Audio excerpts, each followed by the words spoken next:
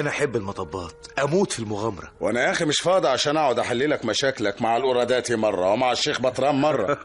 هانت كلها كام يوم والشقه تبقى جاهزه والعروسه تيجي ونستريح من قرادات الكلب ده. انت فاهم انه هيسيبك مرتاح؟ يبقى يستاهل بقى اللي هيجراله. دي ما تبقاش عيشه يا ابو الراوي. 100 مره قلت لك انا بموت في المغامره. بس المهم الواحد ينفذ بالسلامه. طب ما احنا كويسين اهو الحمد لله. عليك بقى تفكر في اليوم العصيب اللي قدامك. ايه هو اليوم ده؟ اليوم اللي هتطلع فيه مروانه من عشش الشياطين اللي هناك دول. يا اخي مش مشكله دي ابدا. دي لو كانت على قد الورادات يا استاذ الدنيا ما هي السايبه. ناخدها بالبوليس بقى يعني. بكل طريقه هاخدها. ما قلتلكش انا بقى على الترتيب اللي هعمله لك ليله فرحك؟ ما يهمنيش. لكن يهمني انا، يهمني اعمل لك ليله كلها طرب وسرور بصفتنا يا اخي من اهل الفن. ايه بقى يا عم بطران، بعد ما جوزت مروانة ووديتها بيت الراجل اللي خطفها مني؟ صبرك بالله يا ضرغام، صبرك عليا شوية. أصبر؟ استنى ايه بعد اليمامة ما طارت وراحت تعيش في عش وليفها الجديد؟ والله ما انت فاهم يا ضرغام. الحقيقة يا عم بطران انا شبعت كلام يا ولدي. احنا رتبنا مكيدة في اللي اسمه جعفر ده، قلنا ناخد منه المهر 30 جنيه وبعدين نطلق مروانة وناخد المتأخر 30 جنيه كمان. يا فرحتي يا فرحتي. أم مروانة قالت الكلام ده واني لقيته كلام زين ووافقتها عليه. وهي البلحة تبقى لها قيمة في السوق بعد الغراب ما ينقرها وياكل منها حتى. حنرخص لك المهر ونخليه 3 جنيه بدل 5، وال3 جنيه وصلوني ونبقى خالصين. مبسوط؟ عدم المؤاخذة يا عم بطران، انا بعد اللي حصل ما بقتش مطمن. ايش تريد؟ واحنا مستعدين نرضيك ونطمنك. انا عاوز فلوسي ترجع لي على داير مليم، ووقتها الله يعين الله. واذا كانت الفلوس دي مش حاضرة دلوقت تديني ايها حاجة حطها رحمي تحت يدي لغاية ما يرزقها الله. اللي يرضيك يا ضرغام، واديك كمان وصل امانة، بس تفوت عليا بعد المغرب لما تيجي ام مروانة عشان مفتاح الصندوق معاها. وتدينا كمان العلوان اللي ساكنة فيه مروانة. كله بعد المغرب علشان هي اللي حافظة العلوان. عاوز ابقى اسرح هناك عند البيت اللي ساكنة فيه.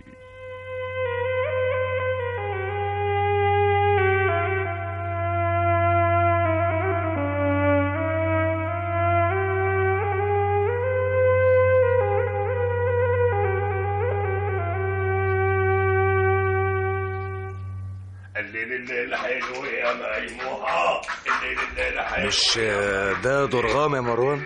يمكن هو ضرغام بعينه. ايوه. ايه اللي جابه هنا؟ مين اللي اداله العنوان؟ ضرغام بيجيبها من مشرقها لمغربها. طب خلي بالك كويس، اوعى يكون فايت وتفتح الشباك وتبص عليه. خايف منه لا يخطفني؟ مش خايف منه، انا خايف عليكي. ما تخاف يا براوي. ولما هكون بره هقفل الباب عليكي وهاخد المفتاح معايا. ما تخاف، انا عشت عمري في الجبال والبراري بين الوحوش والشياطين. يا مروانة اصل انا بحبك قوي وبخاف عليكي قد ما بحبك. خليكي انا اللي هفتح الباب. صباح الخير. صباح الخير يا شكرون. ازيك يا ست مروانة؟ يسلم زيك. الواد القراداتي قابلني في اخر الحاره. ايوه يا سيدي. وايه اللي جابه الناحيه دي؟ بالتاكيد ما هي الصدفه. طب وبعدين؟ سيبك منه. ابدا يا جعفر، العشش دي كلها حراميه وقتالين قتله. احنا ليها دي ما تبقاش عيشه دي. خلينا هنا دلوقتي. يعني انتوا مبسوطين؟ مبسوطين قوي، ولو اني كنت بفضل مروانة بلونها الطبيعي قبل حمام السوق ما قشرها وضيع لونها لوحيد الشمس. دايما انت كده يا جعفر، تدور على الشيء الغريب وتمسك فيه. اعمل ايه بقى اذا كان مزاجي عكر بعيد عنك؟ نهايته. قول لي عملت ايه في فرح الضرب الاحمر؟ اتفقوا معايا. وامتى الميعاد؟ بعد بكره. طيب كويس، بس بقى عاوزين نتقابل عشان نربط الاغاني اللي هنقولها. انا تحت امرك. اقوم انا بقى عشان اتفق مع الاخوان واقول لهم يفوتوا عليا بكره الظهر. وان شاء الله هتغني ايه؟ نبقى نتفق سوا، بس انا عجباني طقطوقه وناوي عليها باذن الله.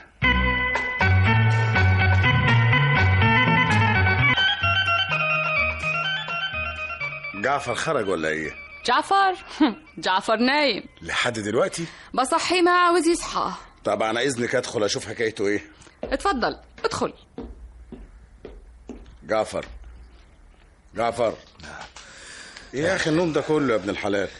الحقيقة يا شكرون انا مش عارف الاقيها منين ولا منين. في ايه تاني؟ مروانة رخرة عاملة زي القطة الشرسة. بتعمل ايه؟ عمالة مدن فيها ما بتتمدنش. يظهر انك انت اللي مش على حال. ده انت لسه من يومين ما كانش عاجبك لونها بعد ما راحت حمام السوق وعرفت المشطر. لا انا قصدي حاجة تانية. سر يعني. مش عليك يا شكرون، انا شخصيا محتار في نفسي. طب اسيبك دلوقتي عشان تستريح. يا اخي اقعد نتغدى سوا يوم تاني. اسمع، النهارده عندنا عزومة. عزومة ايه يا اخوي؟ شيخ العرب هيشرفنا. مين؟ الشيخ بطران؟ قصدك الشيخ قطران. عشان الورد يا ابو الراوي. يغور الورد ده اللي كله شوك. ما حدش كان ضربك على ايدك وانا ياما قلت لك. والنبي سيبني يا شكرون، سيبني، خلينا افرج عن نفسي، خلينا اشتكي وابكي على حالي. اشكي يا اخويا وابكي. خليك معايا انت كمان عشان تخفف عني عبء الضيف التقيل اللي جاي ده. هو ناوي يطول؟ انا عارف، لكن طبعا اهو شيء طبيعي. ليك عليا بقى شقر عليك. وهترجع امتى؟ بكره ان شاء الله افوت عليك شويه وننزل من هنا على الشغل. يعني ايه؟ هقعد انا كده وشي في وش الشيخ قطران ده لغايه بكره؟ يا اخي ابقى انزل اتمشى شويه، تروح القهوه ولا تفوت عليا زي ما يعجبك.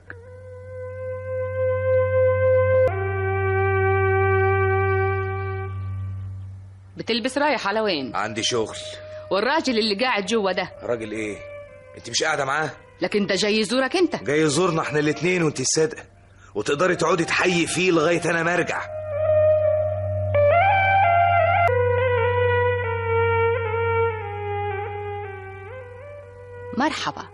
مرحبا يا جدي. كان حقك والله جبت ماي معك. أجيبها معاي؟ ومين يسرح بالغنمات؟ وإذا كنت أنا مشتاقة لها تيجي انتي تزورينا في العشة، وساعتها نعرف نضرب عصفورين بحجر واحد. كيف يا جدي؟ تعملي غضبانة وما ترجعيش معاه إلا بعد ما يرضيكي. وإذا ما سأل شي تبقى بركة يا جامع. مش فاهمة يا جدي. لما ما يسألش نقول له طلق، ولما يطلق نقول له ادفع المتأخر 30 جنيه والنفقة كمان.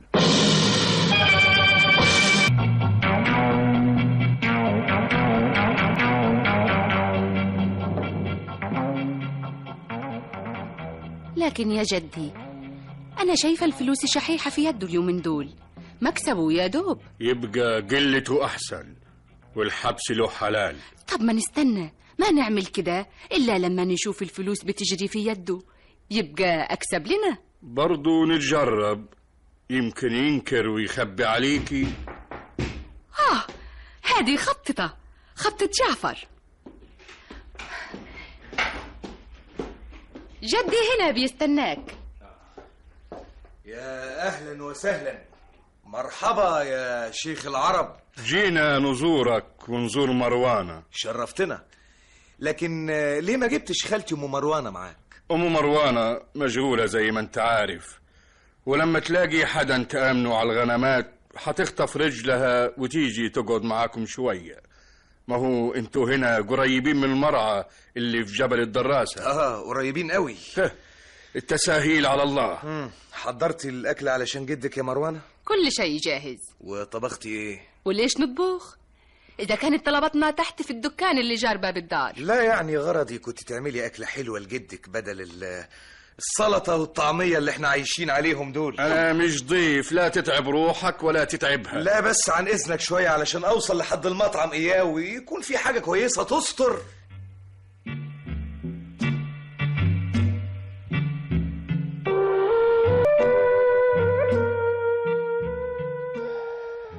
ايه يا جعفر مالك؟ مكلضم ليه؟ دايخ يا شكرون، دايخ، مش عارف لي راس من رجلين. زي ما اكون في دوامه كده هتبلعني بين لحظه والتانيه. ايه اللي جرى تاني؟ مروانه دي محيراني خالص. شوف لنا حكايه غيرها بقى وحياة ابوك. اشوف لك حكايه غيرها ازاي وانا عايش فيها صاحي؟ ده انا بحلم بيها وانا نايم. عندك اخبار جديده؟ تعرف يا شكرون، احيانا كده بيتهيألي كأن حد اداني مقلب بالجوازه دي. هنعمل ايه؟ زي ما تيجي بقى. يا اخي سلمها تسلم. ما باليد حيله. تفوت عليا بقى الساعه 6. ايه في حاجه؟ الفرقه بتاعتك بقت جاهزه تقريبا، ما فيش مانع نمشي في الاستعدادات لغايه ما يجي الوقت. نمشي في الاستعدادات لغايه ما يجي الوقت اللي يناسبني انا. برضه تفوت عليا في الميعاد عشان نعمل البروفه ونبقى نعزف البشرف اللي هنتمرن عليه في حفلتي الجايه. ايه يا جعفر مالك يا جعفر؟ تعبان قوي. اسمع، شوف لي حنطور عشان اروح. حاجه معاك اوصلك؟ لا ملوش لزوم. في حنطور جاي هناك اهو.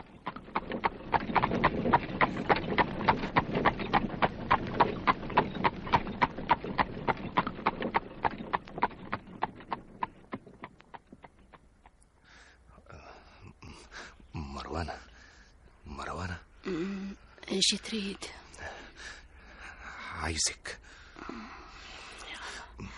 مروانة. اصحي بدي انام. كل ده وما شبعتيش نوم؟ ما شبعت، ده الفجر قرب جدا. اتركني.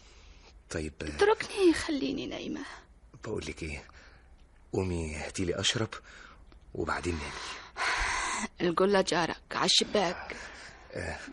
اذا ما صحتيش والله هرش عليكي ميه. اوعى يا جعفر. والنبي تصحي يا مروانة. وحياتي انا عندك. مروانة سيبني نايمة. مروانة والنبي قومي والنبي. اتركني. مش هسيبك والله ما انا سايبك. قومي.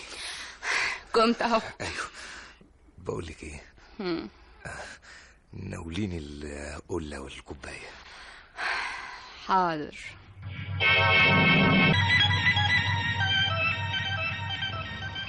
فقت خلاص؟ تقريبا.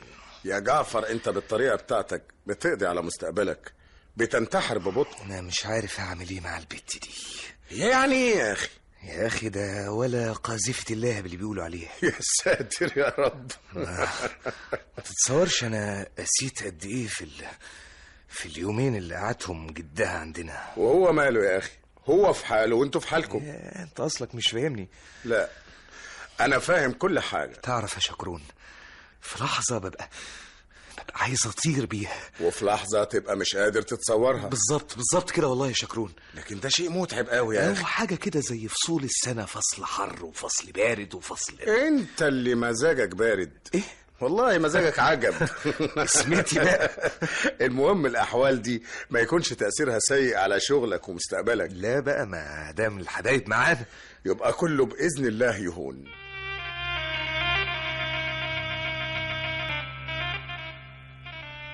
خلفية يا خلفية.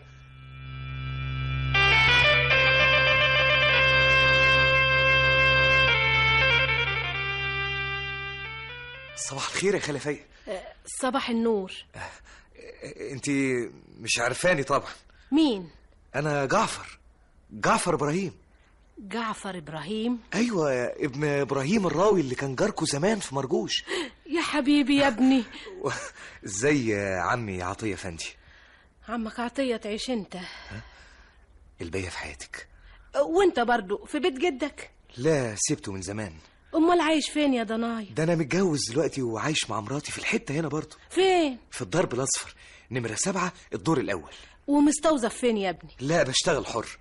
وبتبقى في البيت امتى عشان اجازورك انت والست بتاعتك؟ انا ما بخرجش قبل الظهر. خلاص هجيلكم بعد بكره باذن واحد احد.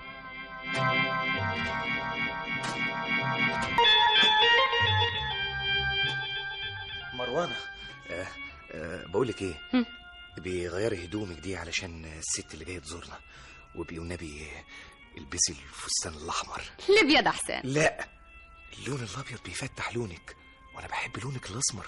لكن انا عاوزه ابقى بيضة. لا ما تبقيش مقاوحه. الله يسامحك. وغير كده كمان فستانك الابيض ده كمامه طويله وبيغرف معاكي من طبق الدمعه، بتوقعي عليه الملوخيه. لولاك يا كمي. وكمان حاجه تانية، البسي الشبشب الجديد. ما بقدر عشان رجلي معجورة من الجزمة. ايه ده؟ يعني ايه هتمشي حافية قدام الضيفة كمان؟ فيها ايه مدام الارض نظيفة؟ ايه اتنجري بقى يا شيخة اتنجري. عاجبك ولا لا؟ عاجبني يا ستي، حاضر عاجبني قوي قوي، بس عايزك كمان تعجبي الضيفة يا رخرة. انا كده. يوه ما تخلينيش بقى انكد عليكي. الله، هتنكد علي؟ تنكد على روحك. وبحتين بس ليه الكلام ده يا بنت الحلال؟ انا كده. هو انا كل ما اكلمك تقولي لي انا كده انا كده؟ انا كده. اسمعي، انا الراجل كلامي لازم يتسمع. بعد عني. اعملي اللي بقولك عليه. اعمل اللي على كيفي. تعملي اللي على كيفك؟ طب خدي. ايوه خدي. هتلبسي الفستان الاحمر ولا لا؟ البسه. هتلبسي الشبشب الجديد ولا لا؟ الشبشب مش هقدر البسه. هتلبسيه. رجلي مجروحة. لا الشبشب ملوش دعوه بكعب رجلك. حرام عليك يا جعفر. هتعنديني وديني النبي لا طلع روحك في ايدي كده اهو. سيبني. مش هسيبك. اتركني. حشني يا جدي. جدك فين وانت فين؟ حشني يا درغام. خدي. انا خلاص مش طايقك، بكرهك، والله ما عدت اشوفك تاني. والله ما انا قاعده لك فيها.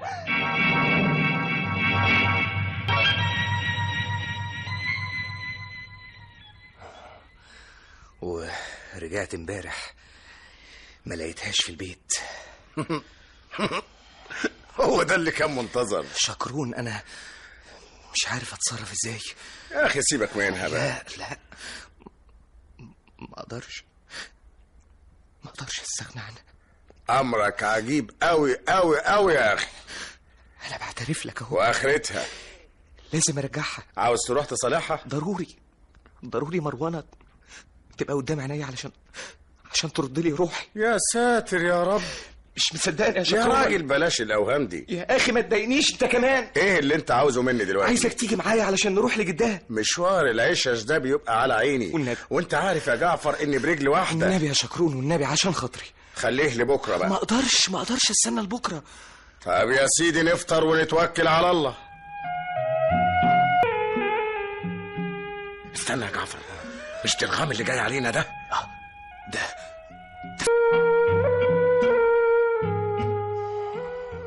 وبعدين يا شكرون، الحقيقه انا محتار لك قوي. ما هي مش معقوله كمان الواحد يفضل متعلق كده. انا معاك بس نعمل ايه؟ هذا هو السؤال. عقلي بيقول لي اضحي بمروانه.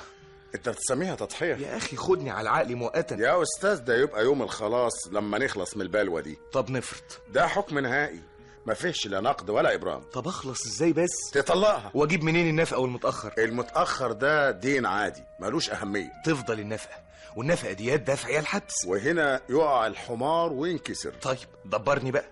انت عارف يا جعفر. انا عارف ولذلك بقول لك دبرني. نفكر سوا. من جهتي انا اهو، ادي الارض وادي السماء. اقول لك انجدني.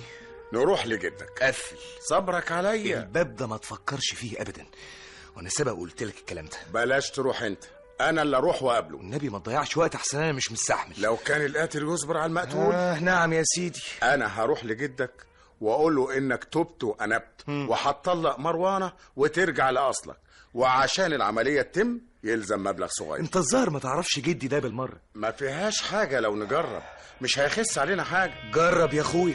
انا هروح له الليله.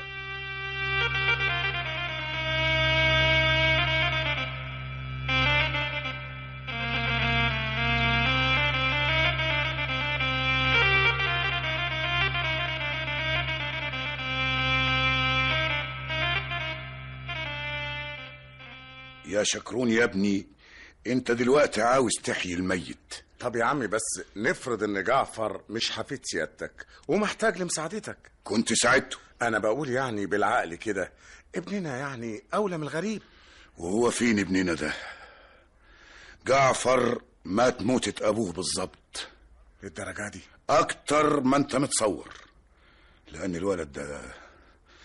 الولد ده فجعني في نفسه بعد ما كنت فاكر انه هيكون خلف كويس لابويا وجدي، وعشان كده انا جعلت املاكي كلها واقفه على اوجه الخير. الا من تاب وامن يا عمي. انا مش اله يا ابني، انا ما اغفرش الخطيئه للي يغلط بالشكل ده. انا مش شايف ان جعفر يستاهل ده كله. جايز انت تكون بتشوف بعيد وانا نظري على قدي. لا لا العفو يا عمي. نتكلم بقى في موضوع تاني. يعني ده رأي سيادتك النهائي؟ كده تمام. انا مش قلت لك ان ده جدي وانا عارفه؟ بس ده مش طبيعي ابدا يا جعفر. الناس عند جدي نوعين: انسان الهي بيعيش لله ولو حتى يكون قطع طريق، وانسان دنيوي بيعيش للدنيا ولو كان متدين. وانت عنده مين من دول؟ انا زي ابويا بعيش للدنيا. لا حول ولا قوة الا بالله. اسمع، احنا عايزين نشوف لنا مخرج تاني بقى. اسمع ما اقول لك. قول. انا عايزك ما تحملش هم. قول لي ليه؟ عشان الايام من طبيعتها التغيير. النهارده غير امبارح وبكره غير النهارده. بعدين هي اللي هتحل لنا المشكله من غير تفكير ولا تدبير. كلام معقول، بس تديني قلبك اتصبر بيه. لازم تصبر يا جعفر، لان حكمه الصبر جت في القرآن اكتر من 70 مره. صبرنا بالله اهو كده. طب اسمع، انا جاتني فكره، واذا ما نفعتش نشوف غيرها وغيرها. بفكر نشوف لنا طريقه نأجل بيها المطب اللي احنا فيه ده شويه. زي ايه؟ يعني مثلا نقدر نحاول تاني نروح نصالح مروان. اوعى تقول لي نروح عشش الشياطين دي تاني. طيب مش هنروح. امال يعني هتصالحها ازاي؟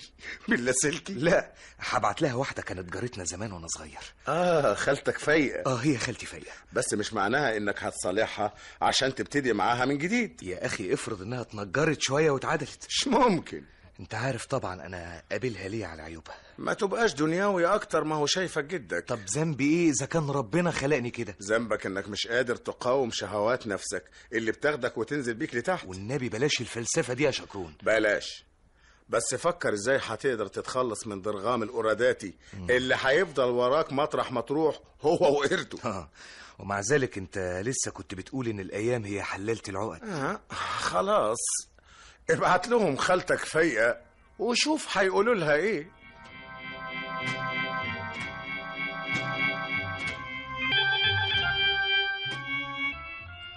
أنا يا شيخ العرب جاية لك من طرف جعفر أفندي.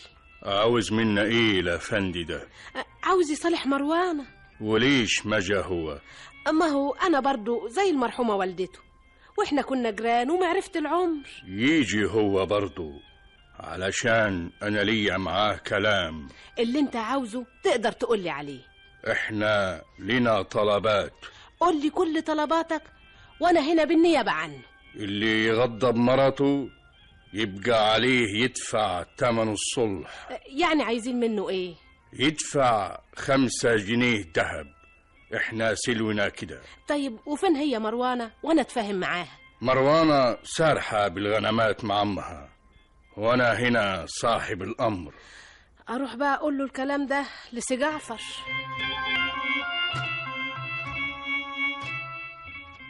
ادي عيبه يا خلفية. من جهة ايه يا ابني؟ 5 جنيه اللي عايزينهم مش موجودين في الوقت الحاضر. ولا يكون عندك فكر، انا ادفعهم لك، ولما يجولك تبقى تردهم على اقل من مهلك. انا مش عارف اشكرك ازاي يا خالة. الناس لبعضها يا سي جعفر، وما تنساش انك زي ابني تمام. طبعا انا عارف. تفوت عليا بقى تاخدهم وقت ما يعجبك. وهاخدهم ليه؟ ما هو انت برضو اللي هتروحي توديهم له. زي ما يعجبك يا ابني. طيب هتروحي امتى؟ انا والله عاوزه اروح من السعادي، بس خايفه ملقاش مروانه هناك زي المره اللي فاتت. الغالب كده برضو. وانا اخاف اديهم للراجل بطران ده ولا ايه، عشان باين في عينيه انه راجل شراني. عندك حق. والعمل مش عارف. وانت ما تروحش ليه توديهم؟ لا دي اصلها حكايه طويله قوي يا خلفيه. وايه يا ابني اللي حدفك على العشش اللي هناك دي؟ الاسم. ايوه هي الاسمه دي اللي تسعد وتتعس. اسمعي يا خلفيه، احسن حل بقى تروحي تقولي للشيخ بطران ان انا تعبان ومش هقدر اروح لهم، وهو يقدر يجي مع مروانه والفلوس جاهزه وتحت طلبه. هو ده احسن حل يعني. وكمان تقدري تتفقي معاهم على كده وتجيبيهم معاكي.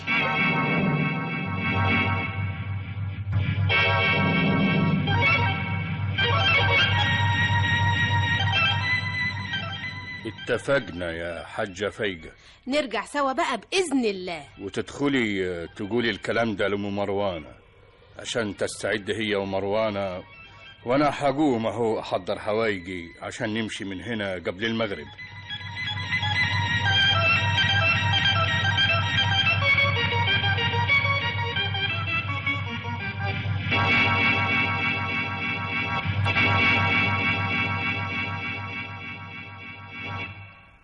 على وين العزم يا عم بطران؟ على البلد. لازم في حاجة مهمة اللي أوجبت تروح البلد في الساعة دي. شغلانة كده. ومروانة وخالته أم مروانة رايحين معك ليه؟ علشان نخلص الشغلانة. ملوش لازمة اللف والدوران يا عم بطران، ونتكلم دغري أريح لنا احنا الاتنين. أنا قلت لك مروانة لك، يعني مروانة لك. على رأي الغنيوي، أهو بس كلام والفعل ما في. صبرك عليا يا ولدي. صبرت كتير لغاية ما فاض بيه، ولو كنت طلعت الفلوس اللي اديتهم لك عشان مروانة بالفايض كان النهاردة صبحوا 50 جنيه وزيادة. انت اللي في الآخر حتفوز، ومروانة تساوي تقلها دهب. وهي رايحة معك فين دلوقت؟ مش راجعة هي للواد لفندي يا. قلت لك صبرك علي. طب أنا محضر لك الورقة دي وعاوزك تبصم لي عليه. ورقة؟ ورقة ايه؟ ورقة بالمبلغ اللي ليا في ذمتك. واعرف ازاي انت كاتب فيها ايه؟ واني لا بعرف اكتب ولا بعرف اقرا. يعني بفكرك انا جاي انصب عليك؟ الورقة مكتوب ان ليا في ذمتك مبلغ كذا امانة ترد عند الطلب، واللي كاتبها الشيخ عبد الباري بخط يده. الختامة بتاعته هي اللي في ايدي دي. يجي الشيخ عبد الباري يقراها لي ويشهد عليها كمان. الشيخ شاهد عليه ومعاه حسنين الحدق. الأصول لا تزعل يا ضرغام. الأصول أنا ماشي عليها من يوم ما خطبت مروانة ودفعت لك ال3 جنيه مقدم، وانت اللي داير تلاوع فيا من يومين. الصباح رباح يا ولدي، الصباح رباح. أنا حغيب مسافة الليل والصبح من بدري حنكون هنا. الكلام ده أنا ما بقيتش أكل منه. يا تبصم على الورقة دي يا مروانة مش هتمشي من هنا، ولو يصير فيها 20 قتيل والبندقة جاهزة ومعمرة. ليه بس كده يا ضرغام يا ولدي؟ أنا خلاص شبعت كلام، ولا طلت مروانة ولا لا طايل لفلوس. فلوسك في الصون ومروانة اخرتها لك. يا شيخ بطران بقول لك أنا شبعت كلام. أنا سبق حلفت لك بسيدنا الشيخ غراب، وانت عارف ان سره باتع. ابصم بقى على الورقة. طيب هات لي الشيخ عبد الباري يقراها لي. الشيخ عبد الباري ما بيروح لحدا، الناس هم اللي بيروحوا له. ليه بس يا ولدي؟ عايز تمشيني لحد داره وانا رجلي ما بيشيلوني الا بالعافية. ملهاش حل لك ده، يا تبصم يا تيجي معي لحد دار الشيخ عبد الباري. طيب ما تخليها لما نرجع من مشوارنا. قلت لك مش ممكن. الأمر لصاحب الأمر. يا أم مروانة. أيوة يا أبوي. تعالي. عليك بقى تقول لها تستنظرنا. أنا ما بقولش الحاجة. كيف حالك يا ضرغام؟ تسلم يا خالة. إحنا مستعدين يا أبوي. تستنوني لغاية ما أوصل لحد دار الشيخ عبد الباري. دار الشيخ عبد الباري؟ ايوه مسافة السكة. وايش نقول للولية الحدانة؟ قولي لها ساعة الزمن وحكون هنا. نتمسى يا ابوي. الدنيا امان من هنا للعباسية. ورايح للشيخ تعمل ايش عنده؟ كلمة ورد غطاها. يلا يلا يا ضرغام.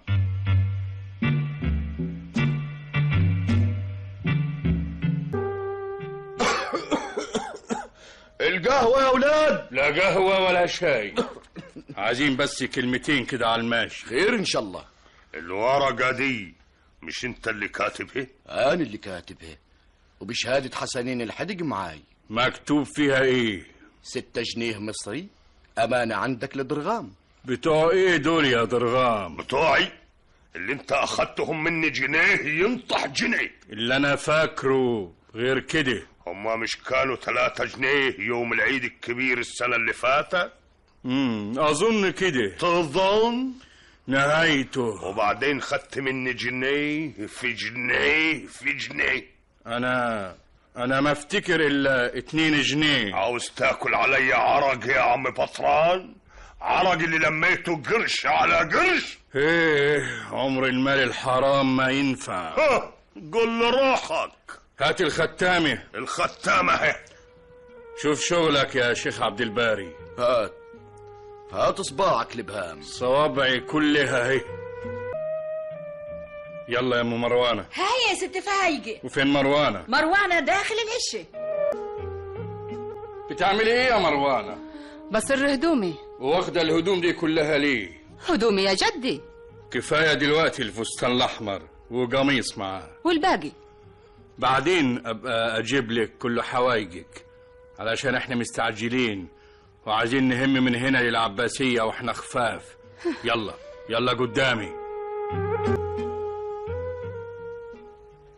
ورجعت ريمة لعادتها القديمة. والله ريمة دي معذورة يا شكرون. افهم من كده انك عدلت خططك ونويت تعيد المية لمجاريها. ما هي بقى مادام رجعت خليها بقى. ما تشتكيش بقى تاني يا سيدي مش هشتكي الا لما الظروف تبعدني عن مروانة. يا عالم يهو. اصل بيني وبينك مروانة دي طعمة قوي يا شكرون. مش هي دي اللي كنت بتشتكي لي من الطين اللي عليها؟ وغسيل البرك كمان.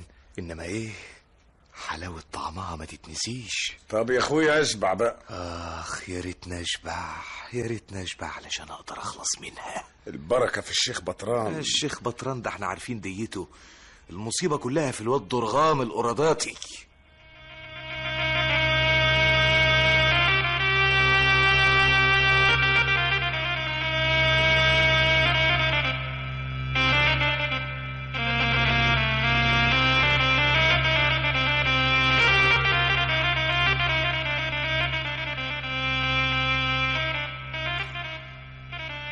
وبعدين في الواد درغام ده يا مروانة. درغام يسترزق يعني ايه؟ ما حللوش يسترزق اللي هنا في حارتنا؟ اسأله. لا اقعدي عوجة واتكلمي عدل. انا قاعدة عدل، هو بتكلم عدل. مروانة عاوز تضربني كمان؟ والله العظيم اذبحك بسكينة تلمة. بعدين يحبسوك ويشنقوك بالمشنقة. اقفلي بقك ده بقى. اسمع مروانة، انا بستحملك كتير، بستحمل السخافة والرزالة بتاعتك، انما الصبر ده له اخر. ميتة دلوقتي لو انت عاوزة كمان وريني. هوريكي في الوقت المناسب. هتوريني ايه تاني؟ لسه حسابك كتير. الحساب يوم الحساب. هوديني يا مروانة هوديني. اسكتي بقى. حاضر يا سيل افندي. استغفر الله العظيم. مش هيغفر لك اللي بتعمله معايا ده. طب خدي بقى بالمرة. خدي يلا خدي كمان. خدي يلا. يا ماي تعالي يا ماي. تعالي يا جدي. 3 بالله العظيم اللي هيجي منهم هنا حرميه من الشباك. هيموتوك ويشنقوك عشاني. اريح من العيشة دي معاكي. واريح لي انا كمان. يا رب بس انا عملت ايه في دنيتي؟ عملت ايه في دنيتي علشان اتعذب العذاب ده كله؟ لا تبكي يا جعفر. عيب الراجل يبكي. حقك علي. لا تبكي. انا مروانة تعذبت كتير بسببك. قلت لك حقك علي.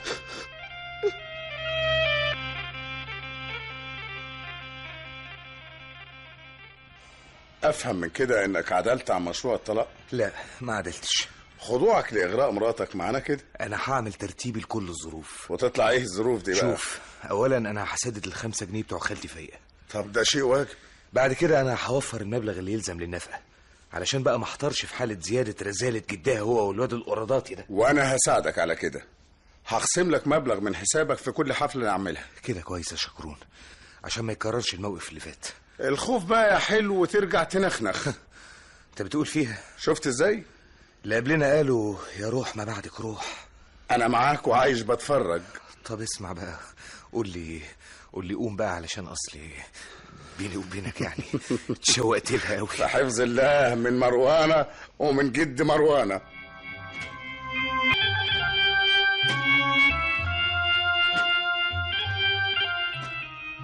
حد هنا يا مروانة؟ جدي. فين هو؟ قاعد جوا. مرحبا يا شيخ العرب. مرحبا بيك. انا فهمت انك شرفت لما لقيت مروانة في المطبخ. فيها البركة. اصلها بقى ما بتدخلش المطبخ الا كل حين وحين. عليك انت تعلمها. ايه هعلمها الطبيخ كمان يا عم بطران؟ لا قصدي تعلمها على طابعة. والسلام بقى. لسه الايام قدامكم طويلة. على رأي اللي قال يا عم بطران الحلو ما يكملش. بيقولوا عندنا في العشش سلامة في خير وخير في سلامة، واني جاي لك في خير. خير ان شاء الله. كنا عايزين منك قرشين علشان الغنمات صابتها شوطة وراح منا 7 عروس وعايزين نعوضهم. ما كانش يتعز والله يا عم بطران. ده احنا مش عايزين كتير يا ولدي، حسبة 10 جنيه. يا ريت والله، انت عارف طبعا غلاوة ام مروانة عندي، ولو حتى علشان خاطر مروانة. ما يمكنش تشوفهم هنا ولا هنا؟ يا ريت كانت قدامي طاقة نور، ما كنتش اتأخرت عليكم. يعني مشواري هيطلع كده على فشوش؟ انا برضو هدور يعني، بس بقول ايه، ما تعتمدش عليا. ربك موجود. مفيش اكرم منه، كريم ويحب كل كريم. ليلة بقى ان شاء الله تجيلي انت كده ومروانة وتسهروا معايا في رود الفرج. ايه رود الفرج دي؟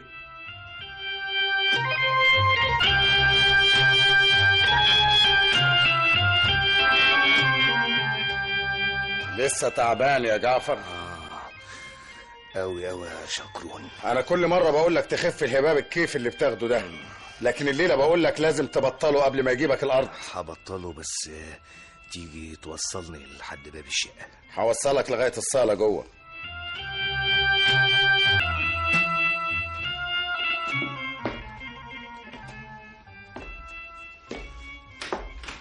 اوه، ايه الضلمه دي؟ في هنا لمضه ولا مفيش؟ البطاريه معايا اهي، بس وطي حسك علشان عم بطران نايم على الكنبه قدامك اهو. مفيش حد نايم هنا. ازاي ده؟ ايه ده ولا مروانه هنا رخرة.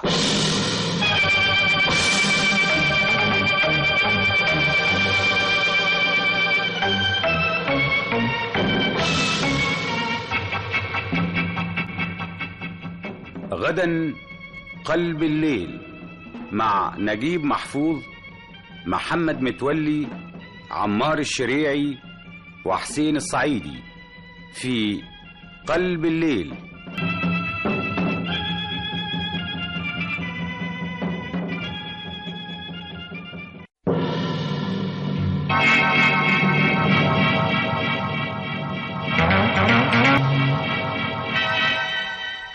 قلب الليل.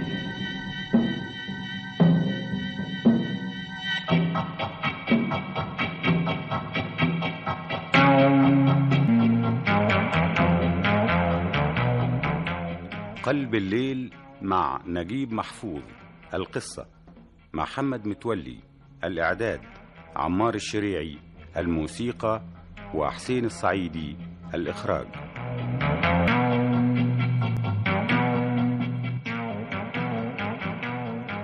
حاجة لطيفة قوي. خدها وهرب الملعون.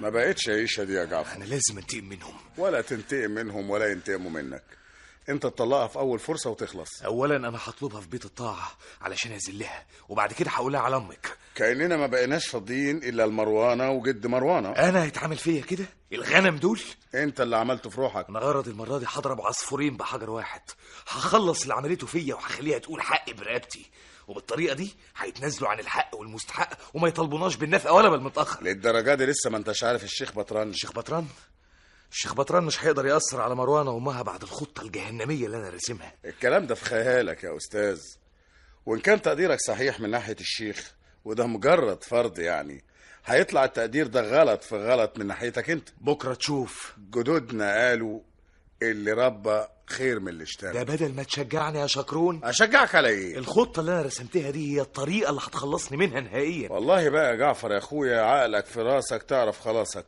والمحكمة بابها مفتوح قدامك. بس قبل كده هروح اقابل الشيخ الغاجري ده. مع السلامة، والقلب دعيلك.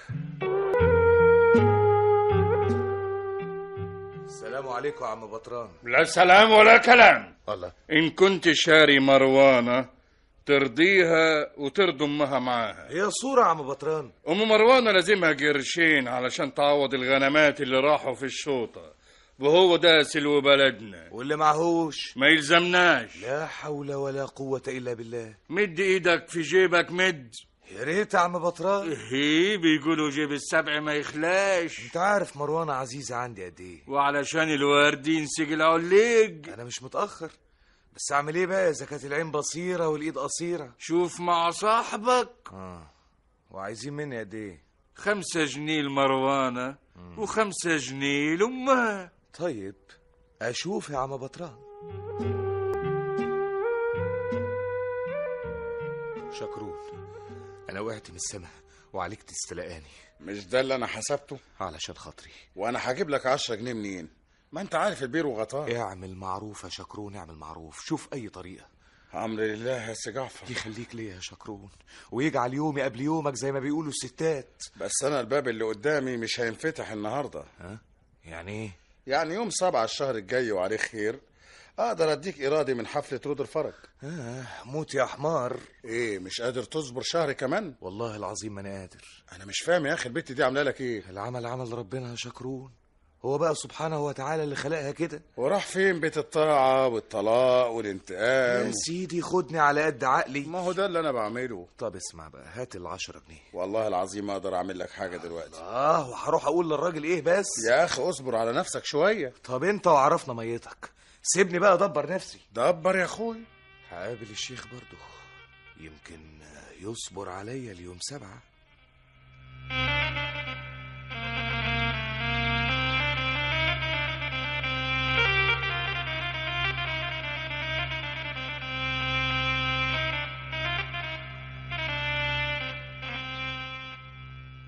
نصبر عليك، لكن تكتب لنا وصل بال10 جنيه وتكتبه باسماني. خلاص اكتب لك اللي انت عايزه. وصل امانه.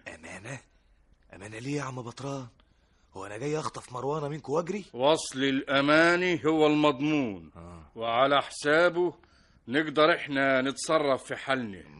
طيب ما عنديش مانع. معاك ورق ولا ابعت العزبة اشتري لك من الدكان؟ لا انا معايا الورق والقلم اهم. لكن بيقولوا الكتابة بالقلم دي ما تنفع. ده قلم كوبيا يا عم بطران. طيب اكتب بقى. حاضر يا سيدي.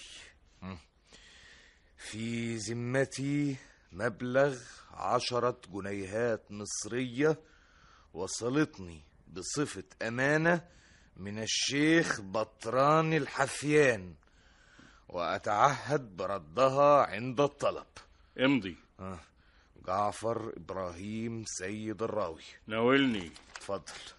مرتك في العشة، روح خدها وطريق السلامة.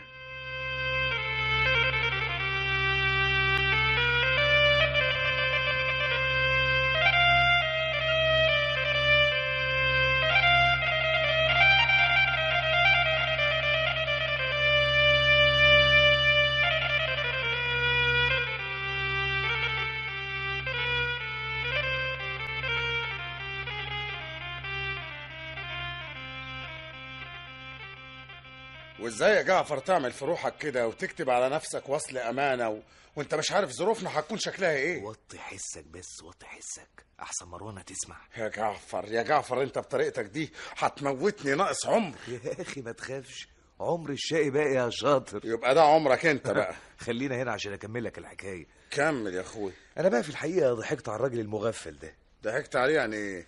كتبت له وصل بال10 جنيه زي ما طلب، انما ما كتبتش ان هم امانه، وسقيته المقلب وجبت مروانه هنا على جناح الشوق. سيبك منه بقى. انت مش ناوي تديني الفلوس عشان اديهم له؟ بالعربي الفصيح انا مش هقدر امشي معاك بعد كده في التيار اللي انت ماشي فيه ده. يعني ايه؟ فسر شويه. لازم توضع حد للفوضى اللي انت عايش فيها دي، ولا تبقى انت من هنا وانا من هنا. اخص عليك يا شكرون، اخص عليك. 60 اخص عليا لو اوافقك على اللي بتعمله ده. طب اديني ال10 جنيه وخلاص. بشرط انك تقطع صلتك بالغجر دول نهائيا. اتفقنا؟ اتفقنا.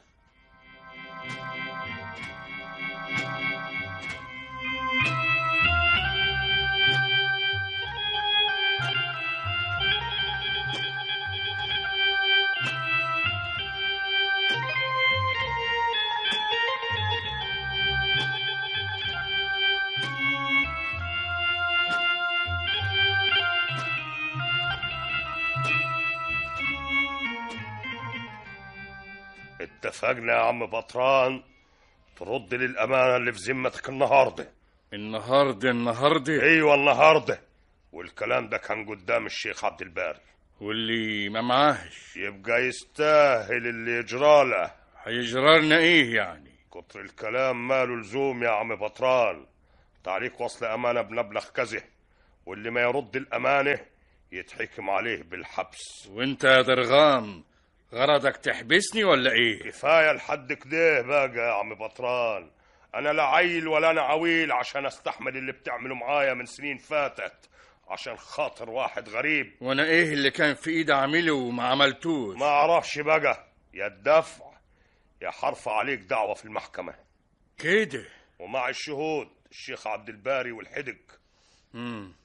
ما يقدر على القدرة الا الله. انا قايم دلوقتي لغايه ما تلاقي لك طريقه تخلص نفسك بيها. ما اقدرش استحمل اكتر من كده. ما تقدرش تمهلنا لغاية يوم 8 الشهر اللي جاي؟ ما اقدرش استنى يوم واحد بعد النهارده. هاتلي ضامن وانا استناك ليوم 8. يوم 8 في المسي انا ليا قرشين امانة برضو عند الجماعة، وهروح اجيبهم في المعدي.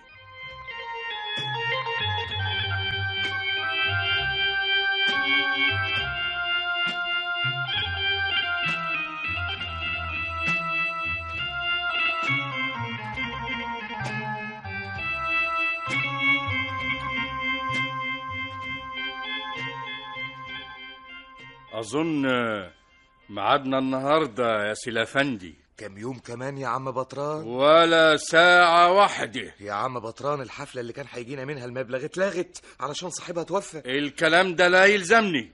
أنا معايا وصل أمانة وعليا وصل أمانة، ولازم ألبس صجيتك لدرغام. الوصل اللي عليا ما هوش وصل أمان. كأنك غشتني. والله ما قصدتش أغشك. أنا كان كل غرضي أرجع ومعايا مروانة، وكنت ناوي أدفع لك 10 جنيه، وبرضه ناوي أدفعهم لك لما يسهلها ربنا. 10 جنيه يكونوا في إيديا دلوقت يا مروانة. هتقوم تروح معايا دلوقتي. اسمع بقى، مروانة مراتي ومحدش يقدر يقول لها روحي ولا تعالي. قومي يا مروانة. خليكي قاعدة مروانة. طب خليها بس تعالى خلصني من درغام. اسمع بقى، انا ماليش دعوه انا بدرغام ولا بغيره. شوف انت عمل ايه هو راخر، وروح اعرف شغلك معاه.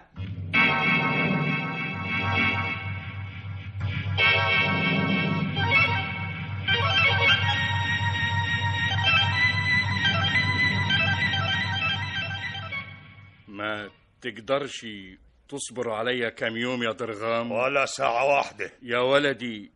يا بخت من قدر وعفا. الكلام ده ما بقيتش اكل منه. انت دلوقتي قدامك 3 حاجات وعليك تختار واحدة منها. يا تسدد وصل الامانة اللي عليك، يا تطلق لي مروانة، يا هقوم من هنا على المحكمة طوالي. واطلق مروانة ازاي؟ مش شغلاني. مفيش بقى الا انك تروح ترفع القضية، ومن هنا ليوم الحكم يفرجها اللي لا يغفل ولا ينام.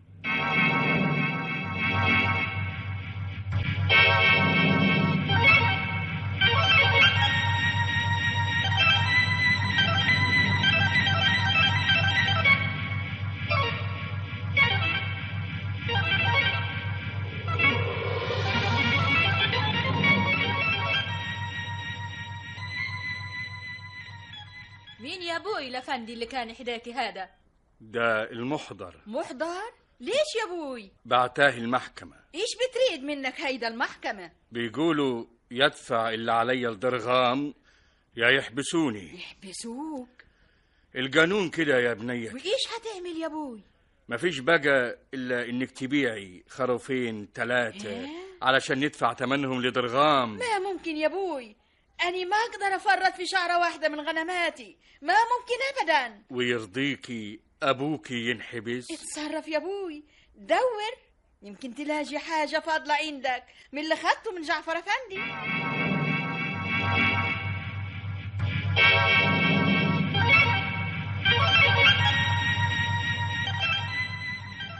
خبر غريب قوي يا جعفر. خبر ايه؟ جالك الفرج يا عم. خد اقرا اللي في الجورنان ده. وجد الأوراداتي درغام مقتولا في عشته. استريح بقى يا عم. خير، اللهم اجعله خير. نعم، عاوزين جعفر إبراهيم الراوي. أنا جعفر يا شويش. معانا أمر من النيابة بالقبض عليك.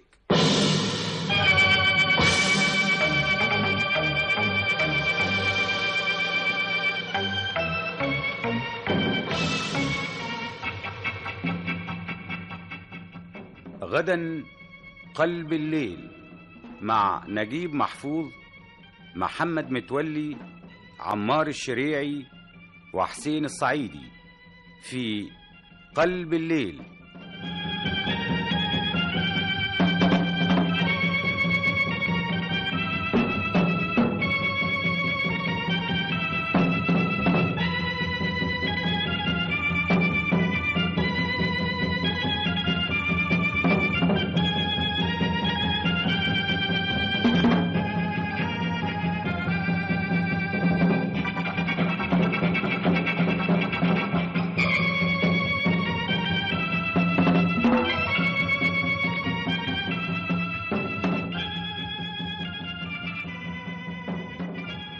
إذاعة الشعب من القاهرة تدعوكم إلى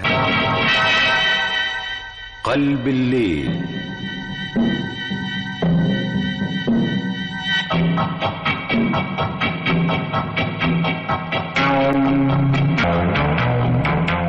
قلب الليل مع نجيب محفوظ. القصة محمد متولي. الإعداد عمار الشريعي. الموسيقى وحسين الصعيدي. الإخراج. تسمح تديني الأمر ده؟ اتفضل. والنيابة طالبة القبض عليه ليه؟ والله علمك الأمر ده جالنا في الاسم من سعادة الوكيل حسني بيه، وأنا عبد المأمور. طب عن إذنك بس ألبس هدومي. ما أقدرش أفرقك ولا دقيقة واحدة. يعني فكرك هروح نيابة كده بالجلابية؟ اعذرني والله يا سيدنا الأفندي، عشان أنا سبق واتقرصت والمتهم هرب مني في أحوال زي دي. حلها بسيط يا شاويش، تقدر تدخل معاه وهو بيغير هدومه، بس ما نعوقش، عشان احنا لازم نكون في النيابة 10:30 حسب أمر سعادة البيه الوكيل. المتهم جعفر إبراهيم يا فندم. طيب يا شاويش، هاتوا بسرعة. حاضر يا فندم. اكتب يا حمزة فندي: فتح المحضر بمعرفتنا وكيل نيابة الجمالية. اسمك بالكامل يا جعفر؟ جعفر إبراهيم سيد الراوي. عمرك؟ 21 سنة. سكنك؟ 14 شارع مرجوش اسم جمالية. انت متهم بقتل الأورادات درغام بحلق. والله ولا أعرف حاجة عن الموضوع ده غير اللي قريته بس في الجورنال. أخوه بيتهمك بقتله عشان كان بينافسك على واحدة اسمها مروانة. مروانة دي مراتي يا بيه، ومفيش سبب للمنافسة بيني وبينه. السبب موجود، عشان القتيل كان خطيبها قبل ما تتجوزها. لا، وكان بيطمع انه ياخدها منك، ويبقى معقول قوي انك تتخلص منه نهائيا. لا لا لا لا، مش صحيح. طب قول لي يا فندم، الساعة دي بتاعتك؟ تسمح؟ لاحظ ان اسمك منقوش على الظرف الجواني فيها. هي ساعتي يا بيه. تقدر بقى تعلل لنا وجودها بجوار جثة القتيل؟ ما هو انا فاتني اقول لسعادتك ان الساعة دي ضاعت مني من 2 شهر وزيادة. تقدر تثبت الكلام ده؟ يا بيه والله العظيم بقول لك اللي حصل. اكتب يا حمزة فندي، ونأمر بحبس المتهم 4 أيام على ذمة التحقيق، ويراعى التجديد.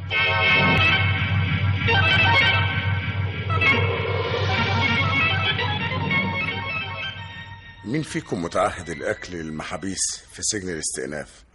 قصدي يعني محابيس الاحتياط. أنا سيدنا الأفندي، محسوبك درويش مصطفى درويش. طيب إذا سمحت تقدم الأكل اللازم لجعفر أفندي إبراهيم الراوي. خدامك يا فندم. والجنيه ده تحت الحساب لو سمحت. هأيده عندي في الدفتر، وإذا كان يلزمه حاجة زيادة ما تتأخرش عنه وحياتك. من عينيا الاتنين. وإذا كنت تتكرم تبلغه رسالة صغيرة. إلا الجوابات يا سيدنا الأفندي. دول كلمتين صغيرين. إذا كان كلام بالبق مفيش أيها مانع. بس تقول له إن مراته راحت عند أهلها، وإني وكلت عنه واحد محامي هيعمل له معارضة اسمه الأستاذ سرياؤوسي علي السرياؤوسي. تقرير البصمات وصل يا حسني بيه؟ أيوة وصل. خير إن شاء الله. ثبت ان البصمات لراجل عرباوي اسمه بطران سلمان الجبلاوي. الحمد لله. اظن ما فيش مانع بقى من الافراج عن موكلي. نفرج عنه بس بضمان مالي، عشان لسه في بعض القرائن تحتاج للبحث. يا سيدي زي بعضه نص العمى. اكتب حمزة فندي: قررنا الافراج عن المتهم جعفر ابراهيم سيد الراوي اذا دفع ضمانا ماليا قدره 20 جنيها، ويخلى سبيله فورا إذا لم يكن محبوسا على ذمة قضية أخرى. ويا ترى يا أستاذ حسني ابتديت سؤال صاحب البصمات. والله أمرت بالقبض عليه وأنا في انتظار. اسمك؟ بطران. بطران إيه؟ بطران سلمان. سلمان إيه؟ سلمان الجبلاوي. وسنك؟ قول 60، قول أكتر. اكتبوا 65 يا حمزة فندي. ساكن فين يا شيخ بطران؟ ساكن في عرب المحمدي. شارع ايه ونمرة كام؟ ما في شوارع هناك يا بيه، كلها عشش جنب بعضها. يعني اللي عاوز يقتل واحد هناك يخش عليه يذبحه، ولا من شاف ولا من سمع. ابن الحرام لا يصعب عليه شيء. وعشان كده انت دخلت على درغام القراداتي وذبحته وروحت تكمل نومك. اعوذ بالله من الشيطان. ما تحاولش تضحك علينا بطران. البصمات اللي رفعوها من عش الدرغام بتقول انك انت اللي قتلته. كدابي، البصمات دي كدابه يا بيه. انت اللي شايب وعايب وكداب، واحسن لك تعترف باللي عملته. اني لا عايب ولا اني كداب. بطران، انت اللي قتلت الراجل عشان تتخلص من رد الامانه اللي عندك ليه. اماني؟ ايوه. امانه ايه؟ الوصل اللي كان واخده عليك اهو، وادي بصمه صباعك عليه. القروشات اللي فيه لا تستاهل القتل. جايز القروشات تكون مش مهمه، لكن الخوف من الحبس هو اللي خلاك تعمل العملة دي. أنا ما قتلتش، وليلتها أني كنت بايت حدا بنتي في الجمالية. والسعادي ما تعرفش حاجة عنها؟ سعدي ايوه، أني شفت ساعة تشبه حدا جوز بنتي اللي هو جعفر إبراهيم. ايوه. عندك حاجة تانية تقولها؟ لا. واسمها ايه بنتك؟ اسمها مروانة عبيدة. وهي فين دلوقتي؟ في بيت جوزها ولا فين؟ مروانة حدانا في العرب. اكتب يا حمزة فندي، اكتب. نأمر بحبس المتهم بطران سلمان الجبلاوي 4 أيام على ذمة التحقيق، ويراعى التجديد مع استدعاء مروان عبيدة للشهادة.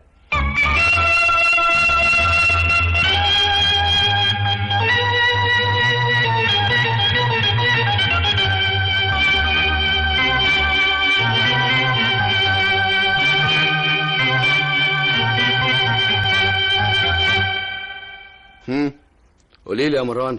نعمين يا بيه. تعرف السعادي؟ بشبه عليه. هي دي ساعة جوزك؟ ما اقدر اقول ما اقدر اقول لا. وساعة جوزك معاه ولا ضاعت؟ ما هي معاه. ضاعت؟ ما ضاعت. امال راحت فين؟ جدي لقاها على حوض الغسيل حدايا خدها. وجوزك يعرف كده؟ جوزي ما يعلم، وانا ما رضيت احكي. ليه؟ احكي له عشان يقول لي جدك حرامي. قولي لي كمان. نعمين.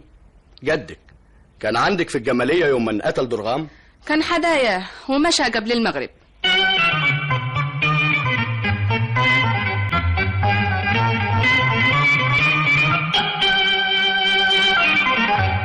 تقول ايه بقى يا شيخ بطران؟ تقول ايه بعد مروانة ما قالت ان السعادة اللي لقيناها جنب جثة درغام تبقى ساعتك؟ الله في سماه ما هي ساعتي. احنا عارفين انك سرقتها. سرقتها؟ ده كلام بنتك، بتقول انك لطشتها من بيت جوزها. مروانة قالت الكلام ده؟ اعترافها في المحضر كده. ملعونة. وقالت كمان انك ما كنتش بايت عندها ليلة من قتل درغام. لا هي ضروري. بس مفيش داعي لللف والدوران يا شيخ بطران. احسن لك تعترف بالحقيقة، عشان اعترافك هيخفف الحكم عليك. اتكلم يا شيخ بطران، اتكلم علشان مفيش فايدة من الانكار. التهمة لابساك بالدليل المادي وبشهادة مروانة. هقول. قول. هقول الحقيقة. قول الحقيقة. قول الحقيقة.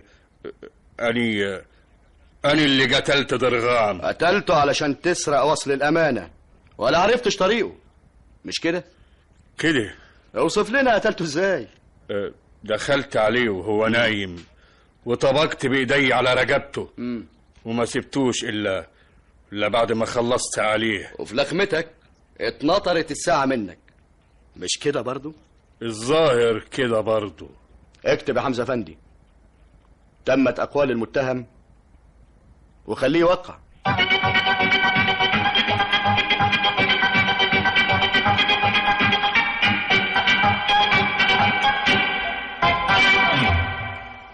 يعني جعفر خلاص براءة يا استاذ سرياوسي؟ ان شاء الله هو ده المنتظر. امال الافراج عنه ده معناه ايه؟ الافراج يا سيدي بشرة خير على كل حال. طيب اتفضل. ايه دول؟ دول مؤخر الاتعاب. انا لسه هحضر الجلسة مع جعفر افندي. وماله يا استاذ؟ طيب يا سيدي متشكرين.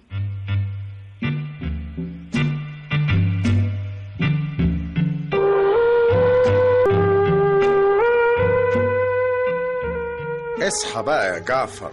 انا صاحي. الساعة 7:30 وزيادة، والجلسة ميعادها 8:30. انا خايف قوي يا شكرون. تخاف من ايه بعد النيابة ما افرجت عنك وبعد ما طمنك الاستاذ سرياوسي؟ ما تنساش ان النيابة ما افرجتش عني الا بضمان. على العموم احنا موقفنا واضح، واحنا لا قتلنا ولا سرقنا. ربنا يستر. قوم بقى البس عشان نتوكل على الله. توكلت. مش حاجة تأجيل القضية أسبوع يا جعفر. مش حاجة ازاي؟ ده تأجيلها ده على حساب أعصابي. المهم إنها متأجلة للحكم ومش هتتأجل تاني.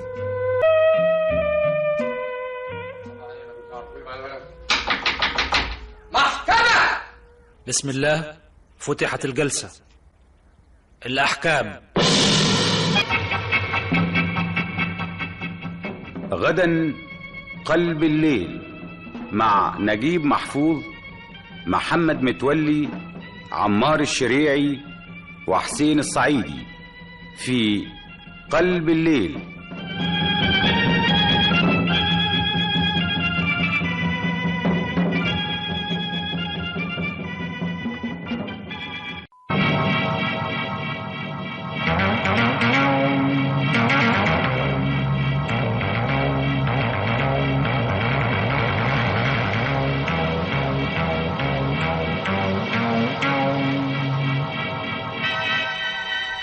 قلب الليل.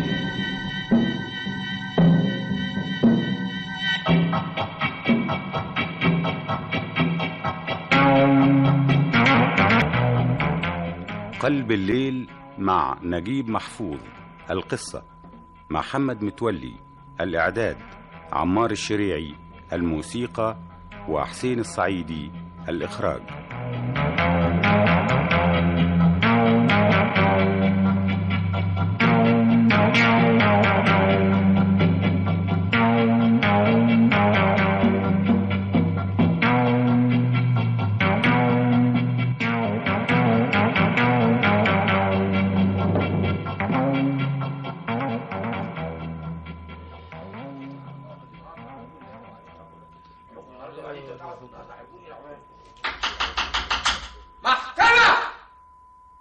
حكمت المحكمة ببراءة جعفر إبراهيم سيد الراوي وبالأشغال الشاقة المؤبدة على بطران سلمان الجبلاوي.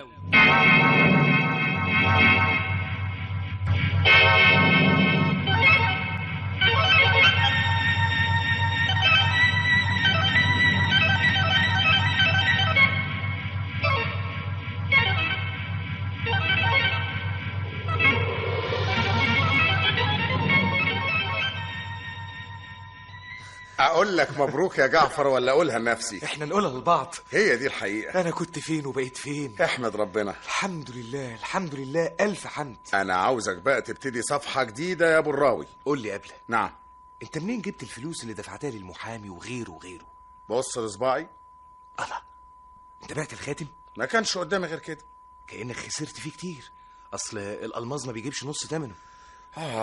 كله فدا جعفر. طب بعته بكام؟ مش مهم ده، المهم اننا قدرنا نجتاز الازمه ولسه معانا كمان عشان نكمل المشوار. مشوار ايه لسه؟ انت هتستعبط. والله مش فاهم قصدك. فوق بقى يا جعفر. انا محتاج لايام علشان افوق من الصدمه اللي فاتت دي. وقايم رايح فين؟ هروح البيت عندي. ما انت عارف ان مروانه رجعت لعشش العرب. عايز استريح شويه. ما تستريح هنا يا اخي. يا اخي هنا وهناك واحد. سلام عليكم. استنى. ايه؟ هشوفك امتى؟ النهارده طبعا. امتى يعني؟ بعد كام ساعه كده لغايه ما اشبع نوم. يعني اجيلك الساعه 6 مثلا؟ انا اللي هجيلك. ما تتعبش انت روحك. اصل انا في الحقيقه يعني مش عارف ظروفي. هسيبك 5 ساعات. كويس؟ كويس.